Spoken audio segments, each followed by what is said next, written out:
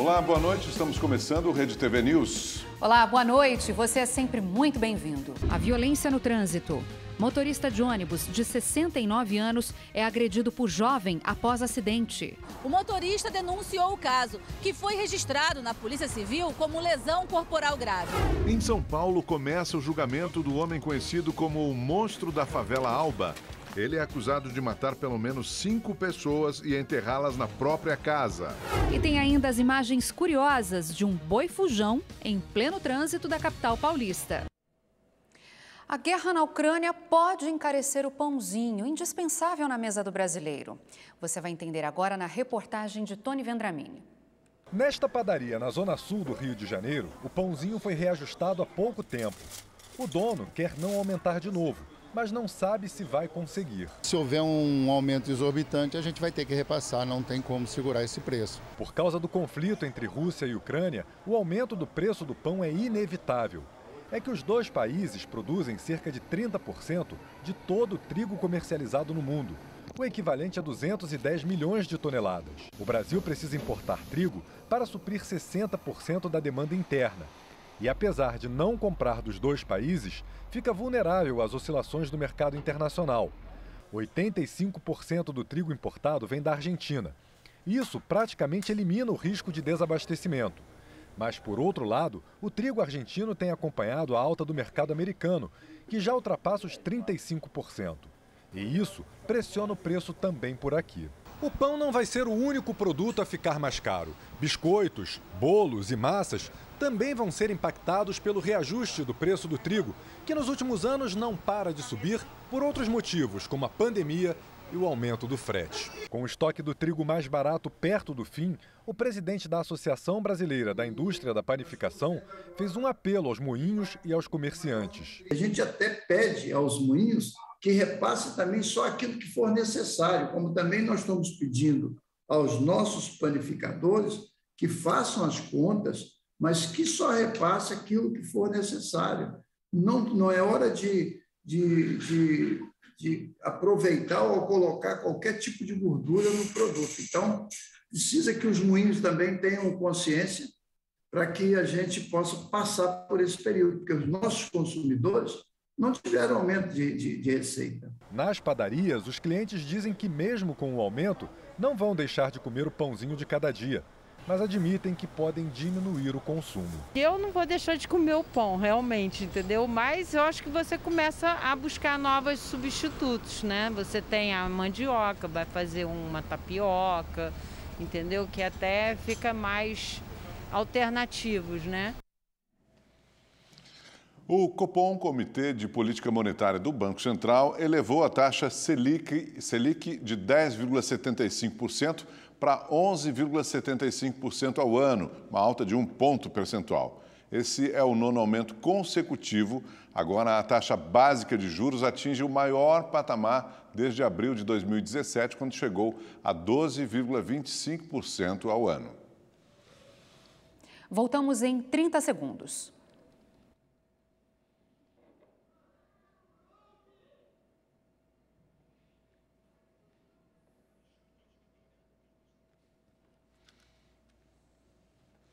A gente faz o intervalo daqui a pouco. O governador de São Paulo, João Dória, anunciou hoje a aplicação da 4ª dose da vacina contra a Covid-19 em idosos. A vacinação começa na semana que vem. Estão aptos a receber a 4ª dose a partir de segunda-feira, 21 de março, 900 mil idosos que residem aqui no estado de São Paulo e que têm mais de 80 anos. Desde que tenham recebido, evidentemente, um intervalo mínimo de 4 meses em relação à sua dose de reforço, a 3ª dose. A recomendação do Comitê Científico do Estado de São Paulo é que todos os imunizantes disponíveis na rede pública de saúde aqui no Estado poderão ser aplicados nesta nova etapa da campanha de imunização de idosos. Vamos agora aos números da Covid-19 no Brasil, de acordo com o Ministério da Saúde. 28 milhões e 63 mil pessoas já se recuperaram da doença, 758 mil ainda estão em acompanhamento e, desde o início da pandemia, quase 656 mil pessoas morreram de Covid-19 no país. O ministro da Saúde, Marcelo Queiroga, voltou atrás e informou que os registros de 2 casos da variante Delta Cron na região norte do Brasil ainda estão em investigação. O ministro postou no Twitter que, diferentemente do que havia sido informado, os casos foram notificados ao Ministério, mas o sequenciamento total do vírus deve ser finalizado nos próximos dias pela Fiocruz. Queiroga disse ainda que não há motivos para preocupação e que a OMS, a Organização Mundial da Saúde, não considera a Delta Cron como variante de interesse ou de preocupação. A Câmara dos Deputados revogou a exigência do uso de máscaras de proteção contra a Covid-19 para entrada na Casa Legislativa. A decisão foi publicada hoje no Diário Oficial. A medição de temperatura e a apresentação do comprovante de vacinação continuam obrigatórios. Na semana passada, o Senado Federal tomou a mesma medida que acompanha também a decisão do governo do Distrito Federal, que no último dia 10 dispensou o uso obrigatório de máscara em local fechado. E veja agora a previsão do tempo para todo o Brasil com Igor Silveira. Olá, boa noite. Olha, como a gente vê aqui no mapa, ainda tem previsão de chuva em grande parte do país. Em Minas Gerais e no Espírito Santo, o dia vai ser claro, abafado e chove em pontos isolados. Em São Paulo, o dia começa nublado, o sol aparece e esquenta, mas à tarde a previsão é de pancadas de chuva e trovoadas isoladas. Então atenção, porque o risco de alagamentos continuam.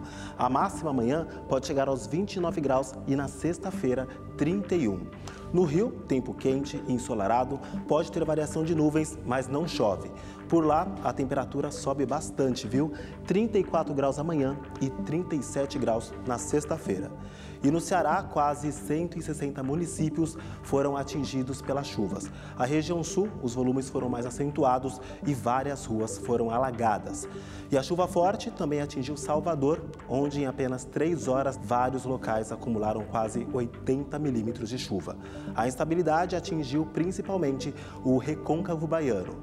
Amanhã ainda chove forte no Maranhão e em São Luís e no Ceará. E no litoral, a chuva é mais passageira e menos volumosa, inclusive na Bahia.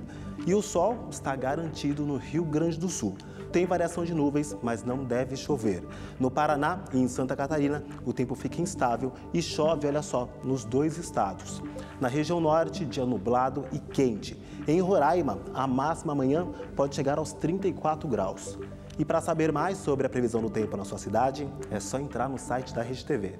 Eu fico por aqui, uma ótima noite e até mais. Começou hoje na capital paulista o julgamento do homem acusado de matar pelo menos 5 pessoas e enterrá-las na própria casa em uma comunidade da Zona Sul de São Paulo.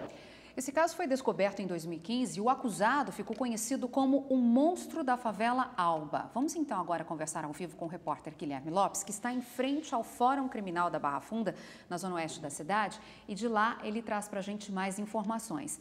Boa noite, Guilherme. Quem prestou depoimento hoje? Olá, Milena Augusto, boa noite a vocês, a todos. Foram convocadas 40 testemunhas, sendo 18 de acusação, 13 de defesa e 9 de ambas as partes. Mas nem todas depuseram hoje. Ao longo do dia, algumas foram dispensadas, tanto pela defesa quanto pela acusação. Esses depoimentos terminaram por volta das 7h30 da noite e logo em seguida começou o interrogatório do Jorge Luiz Moraes de Oliveira, de 47 anos, que ficou conhecido como o monstro da favela Alba. Esse depoimento, esse interrogatório foi feito por videoconferência, já que ele está preso em uma penitenciária no interior do estado. E terminou há pouco, por volta das 9h30 da noite. Agora, o julgamento será retomado só amanhã pela manhã, já na fase de debates entre acusação e defesa. O júri é composto por 7 pessoas, sendo 4 mulheres e 3 homens. O Ministério Público pede a condenação do réu por 5 assassinatos. Esses crimes, de acordo com o Ministério Público, teriam uma pena de aproximadamente 25 anos cada, o que totalizaria mais de 100 anos de cadeia. Já a defesa tenta alegar, pelo menos tentou inicialmente, insanidade mental. No entanto, no exame realizado pelo réu no ano passado, ficou claro que ele era imputável, ou seja, tinha consciência da gravidade dos crimes na época dos fatos. Agora a defesa tenta ir por outro caminho e questionar o trabalho da perícia realizado no local ali do crime em 2015.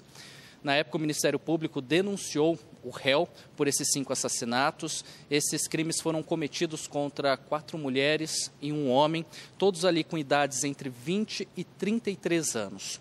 Confira mais detalhes na reportagem. Conhecido como monstro da favela Alba, o pintor Jorge Luiz Moraes de Oliveira tem 47 anos e uma extensa ficha criminal. Ele já havia sido condenado por matar 2 homens na década de 1990 e ficou quase 18 anos na prisão. 2 anos depois de ser solto, em 2013, foi novamente acusado de cometer um estupro dentro da própria casa, na favela Alba.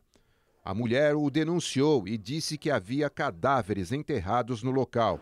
Exames de DNA identificaram 5 vítimas. Jorge confessou os assassinatos, mas pouco tempo depois voltou atrás e admitiu apenas um homicídio, alegando legítima defesa. Em 2020, foi julgado e condenado a 6 anos de prisão pelo estupro e, desde então, está detido no interior de São Paulo. Agora é acusado de matar 5 pessoas num intervalo de 9 meses. Segundo o Ministério Público, as vítimas eram homossexuais ou usuárias de drogas. Todas tinham entre 20 e 23 anos. A promotoria classifica o comportamento dele como de um psicopata. Além desses crimes pelos quais ele está sendo julgado, o réu agora é suspeito de outro caso que ocorreu, pelo menos foi descoberto, em novembro do ano passado. De acordo com a polícia, foi encontrada uma ossada humana concretada na parede de uma casa que Jorge teria ajudado a construir em 2015, ali na mesma região que ele morava, na zona sul de São Paulo. Essa ossada foi encontrada por técnicos da Companhia de Água e Esgoto. E Jorge é apontado pela polícia como um dos principais suspeitos. Esse caso ainda está em investigação e a polícia aguarda mais detalhes e exames dessa ossada que foi encontrada em novembro do ano passado, concretada em uma parede. De São Paulo, Guilherme Lopes para o Rede TV News. Obrigada, Guilherme. E a Polícia Civil do Distrito Federal e o Exército cumpriram mandados de busca e apreensão na investigação do caso conhecido como o Desfile da Dama de Vermelho, em Taguatinga. Na ação foram apreendidas 4 armas de fogo. A Dama de Vermelho é a funcionária de uma loja de caça e pesca que fez um vídeo de casamento com homens armados para interromper o trânsito. A polícia passou a investigar o caso depois que o vídeo viralizou na internet. Andar armado na rua ou ostentar armas de fogo é proibido no Brasil. Por lei, só podem portar armamentos as pessoas que têm autorização. Em Goiás, a Polícia Civil concluiu a investigação sobre a morte do menino de 8 anos que caiu de um toboágua em um parque aquático de Caldas Novas. 2 pessoas foram indiciadas por homicídio culposo, quando não há intenção de matar. O gerente-geral do parque e o engenheiro responsável pela obra de manutenção do brinquedo. No dia 13 de fevereiro, durante uma viagem de férias com a família, Davi Lucas subiu na atração que estava desativada para reforma e caiu de uma altura de 15 metros. De acordo com o relatório da polícia, os profissionais agiram com imperícia, negligência e imprudência. Um homem que assaltava um posto de combustível foi morto pela polícia em Francisco Morato, na Grande São Paulo. As câmeras de segurança flagraram os 2 criminosos em uma moto abordando os frentistas. Eles se passavam por entregadores. Quando um dos bandidos se afasta, a polícia chega ao local. Na tentativa de fuga, um deles é atingido por tiros. O assaltante foi socorrido, mas não resistiu. O comparsa fugiu. Segundo a polícia, o homem que morreu carregava uma arma de brinquedo. A PM afirmou que no mesmo dia a dupla já havia cometido outros crimes. Foi divulgado hoje o vídeo que mostra o momento em que um engenheiro é agredido e morto no Rio de Janeiro. As cenas são fortes e por isso não vamos mostrar na íntegra. Gabriel Barbosa Leite, de 33 anos, caminhava por uma das principais ruas da Tijuca, na zona norte da cidade, quando levou uma facada nas costas. Ele tenta reagir, cai e os golpes continuam. A vítima morreu. O ataque foi na última sexta-feira. A polícia ainda tenta localizar o assassino. Em Itaúna, no interior de Minas Gerais, 2 idosas passaram por um susto. O carro onde elas estavam foi arrastado por um trem de carga. O veículo cruzava a linha férrea quando foi atingido e carregado por cerca de 70 metros. O maquinista disse que chegou a acionar os freios, mas que não conseguiu evitar a batida. A motorista de 70 anos disse que não viu o trem se aproximando. Ela e a passageira de 68 anos tiveram ferimentos leves e já receberam alta. Veja só essa imagem. Um boi causou uma grande confusão em uma das avenidas mais movimentadas da zona norte de São Paulo. Imagens gravadas por um morador mostram o boi no canteiro central. Alguns pedestres tentam capturá-lo, mas ele consegue escapar e ainda derruba algumas pessoas. Em outra imagem, carros e motos da Polícia Militar escoltam depois o animal. Segundo a Prefeitura, o boi foi capturado e, após exames, será colocado para adoção na Coordenadoria de Saúde e Proteção ao Animal. Tá, e agora nós vamos ao vivo ao Rio de Janeiro, onde foram registrados mais 2 casos de militares hospitalizados depois de treinamentos. Um cadete do Corpo de Bombeiros, inclusive, morreu. É o repórter Tony Vendramini quem tem as informações e conversa com a gente agora ao vivo. Boa noite, Tony. Já temos a identificação dessa vítima, né? Boa noite, Milena. Boa noite, Augusto. Muito boa noite a todos que nos acompanham. Pois é, já temos sim essa triste história. O primeiro caso é o do Gabriel Lourenço da Silva Cordeiro, de 24 anos, que morreu na madrugada passada. Ele estava internado desde segunda-feira com um quadro de insuficiência hepática. O Gabriel passou mal durante uma caminhada no Parque Estadual da Pedra Branca, que fica na zona oeste aqui do Rio de Janeiro. A corporação negou que o grupo em treinamento tenha sofrido abusos físicos e psicológicos e também que esse grupo tenha sido impedido de comer e de beber água. Já o Daniel Martins Ribeiro da Silva, de 18 anos, o segundo caso, é soldado do batalhão paraquedista. Ele está internado no CTI.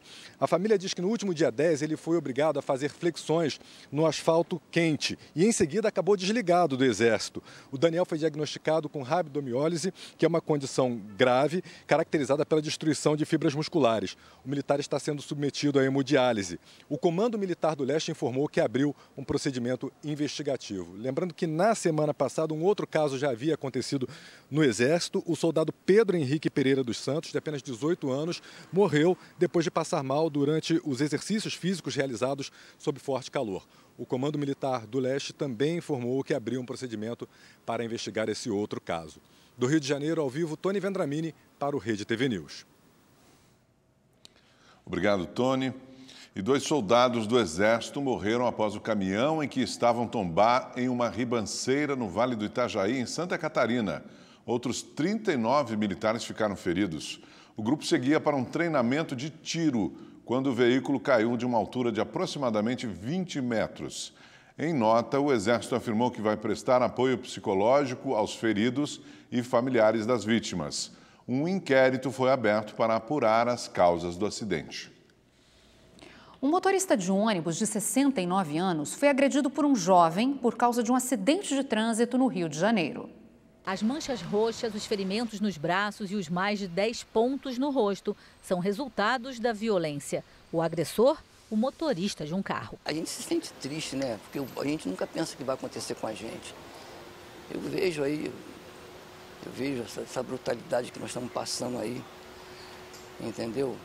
E a gente nunca pensa, jamais eu ia pensar que ia acontecer isso. Com 22 anos de profissão, só nessa empresa. Luiz Carlos, de 69 anos, dirigia o ônibus quando bateu no veículo. Ele conta que não viu o carro por causa do ponto cego do retrovisor. Uma câmera de segurança do coletivo mostra quando o motorista do carro sai do veículo e vai em direção ao ônibus. Em seguida, Luiz Carlos abre a porta e, antes de conseguir explicar o porquê da batida, recebe um soco. A sequência de golpes dura alguns segundos. O motorista, visivelmente atordoado e muito ferido, recebe a ajuda de um passageiro. Ele não conversou, ele já subiu no carro já com aquela feição sabe? E já veio me agredindo. Me deu o primeiro soco, que eu fui para o lado. Quando eu voltei, ele já deu o segundo. Quando eu voltei de novo, que ele ia dar o terceiro soco, eu peguei e me protegi. Foi onde pegou meus braços aqui. Ele estava com soco inglês. A agressão aconteceu na zona norte do Rio. O motorista denunciou o caso, que foi registrado na Polícia Civil como lesão corporal grave. O agressor foi identificado. É um rapaz de 18 anos que não tem carteira de habilitação e que, quando era menor de idade, teve outras 3 passagens pela polícia, todas envolvendo agressões. Leonardo Costa Mendes Nogueira chegou à delegacia numa viatura. Escoltado por policiais, o jovem demonstrou irritação ao responder por que agiu com tanta violência. Antes de você me perguntar por que eu agredi ele, vocês perguntam o que ele fez comigo. O advogado nem tentou justificar a atitude do cliente. Ele perdeu a cabeça no momento de desespero, porque viu o carro imprensado, a porta não abria, a esposa dele não podia sair do carro. Então, como ele é muito jovem, ele não tem o equilíbrio de nós, um pouco mais idosos, mais velhos, perdeu a esportiva e ao encarar o motorista, verificou que ele estava com um sorriso sarcástico, partiu, infelizmente, agrediu o motorista. O RedeTV News fica por aqui. Uma ótima noite para você.